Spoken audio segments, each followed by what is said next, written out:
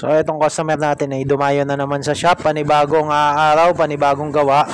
84,000 kilometers na yung tinakbo, pero upon checking mga boss, okay pa yung makina niya. Tapos wala tayong ginawa, hindi natin pinalitan ng mga filter, okay pa, maalaga yung customer, alaga sa langis, alaga sa filter. Pero ang pinaka problema na pinunta niya dito ay yung CVT niya na maingay. So simple lang naman yung naging diagnosis natin, kasi yung mga pulley niya medyo hukay na, tapos stack up yung mga pulley set niya, ang hirap tanggalin, ginamitan pa namin ng puller kaya sobrang ingay. Ayan mga boss, palitan na pala ng pulley set to. Ayan, Koso pulley set ang ating in-offer kay ma'am. Budget meal pero kompleto, almost complete na, kasi may center spring, may clutch spring, may bola, hindi katulad ng ibang pulley set.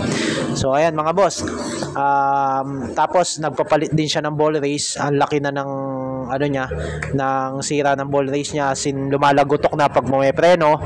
Ayan, tapos pag lumiliko, mahirap na, delikado. Rider kasi to, kaya 84,000 na yung tinakbo.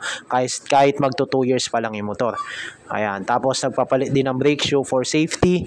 Ayan, mag-new year, okay na yung motor ni Bossing. Ayan, kondisyon na, wala nang inaalala. Ang inaalala na lang yung mga handa nila sa Pasko at sa New Year.